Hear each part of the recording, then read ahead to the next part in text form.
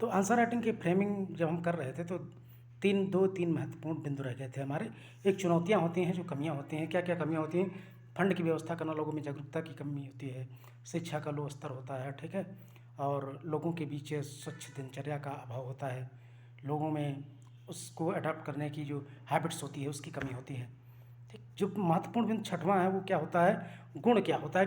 कोई भी इनिशिएटिव या गवर्नमेंट योजना लॉन्च हो रही है या कोई भी संगठन काम कर रहा है, ठीक है, उसका गुण क्या होता है? उसका गुण मैंने बताया कि गुण क्या होता है। वो मानवता के फेवर में काम करता है, देश राष्ट्र के विकास में सहयोग करता है, रोजगार की स्थिति को बढ़ाता है, सतत विकास को बढ़ावा देता है। ये सब उसके गुण हो गए। ठीक, अब कमियां आप लिख लेंगे आसानी से कि दोष क्या होता है।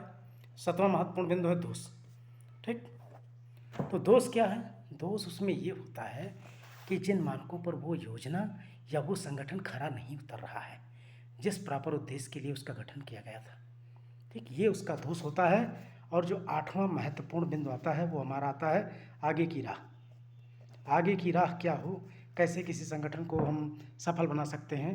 लोगों के बीच जागरूकता बढ़ाकर, शिक्षा व्यवस्था का प्रसार करके, एवं भ्रष्टाचार पर नियंत्रण रख के, तथा अन्य महत्वपूर्ण फैक्टर ये है कि लोगों में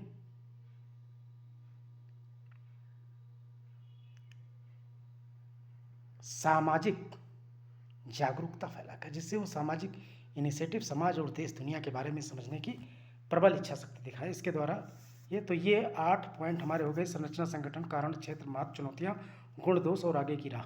ये होते हैं जो जीएस मेंस में हम आंसर राइटिंग में फ्रेम करते हैं। तो इस पर कैसे लिखा जाए? सबसे कठिन और महत्वपूर्ण